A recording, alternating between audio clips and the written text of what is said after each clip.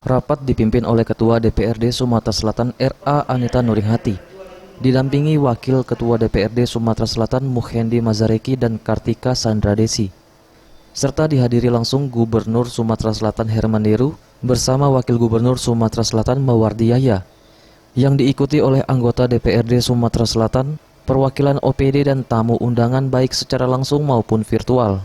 Dalam paripurna ke-36 ini ditandatangani nota kesepakatan bersama antara pimpinan DPRD Provinsi Sumatera Selatan dan Gubernur Sumatera Selatan terhadap perubahan PPAS APBD Provinsi Sumatera Selatan tahun anggaran 2021.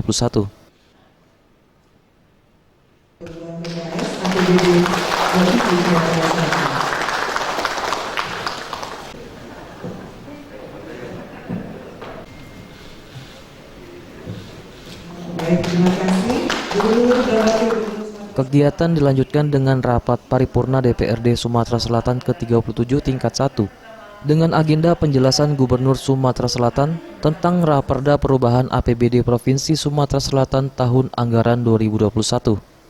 Gubernur Sumatera Selatan Herman Deru menjelaskan rancangan peraturan daerah tentang perubahan APBD Provinsi Sumatera Selatan tahun anggaran 2021 ditetapkan sebesar 11.512.341.871 rupiah, 50 sen, naik 651.821.328.178 rupiah, 51 sen, atau naik 6,29% jika dibandingkan APBD sebelum perubahan, yakni sebesar 10.831.506.013.693 rupiah.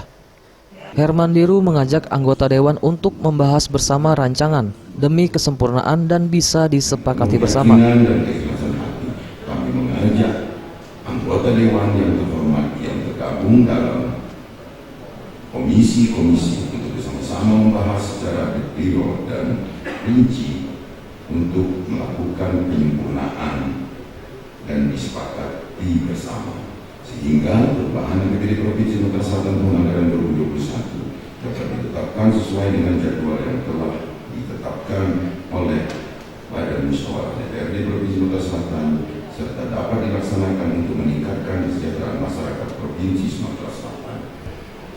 Sekian, terima kasih. Assalamualaikum. Sementara itu, Ketua DPRD Sumatera Selatan Anita Nuringhati mengatakan agar serapan anggaran dari OPD yang ada di Sumatera Selatan agar bisa optimal sesuai dengan yang sudah direncanakan dan disepakati. Selain itu, Anita juga menambahkan agar ke depan masing-masing kepala OPD untuk bisa hadir langsung dalam rapat pembahasan yang diselenggarakan DPRD Sumatera Selatan. Apa yang disampaikan oleh eksekutif yang telah kita sepakati bersama di dalam rancangan KUA dan BPS yang tadi sudah kita tanda tangani, itu hendaknya serapannya harus sesuai dengan apa yang direncanakan.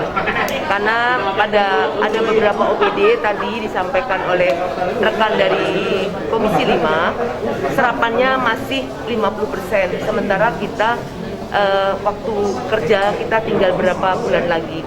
Sehingga hal inilah kerja keras dari OPD-OPD untuk penyerapan anggaran agar penyerapan anggaran secara optimal sesuai dengan apa yang sudah kita rencanakan dan kita sepakati. Rapat akan dilanjutkan di hari Sabtu tanggal 25 September 2021 dengan agenda tanggapan pandangan anggota DPRD Sumatera Selatan terkait rancangan perubahan APBDP Provinsi Sumatera Selatan tahun anggaran 2021. Eza PM, Sriwijaya TV.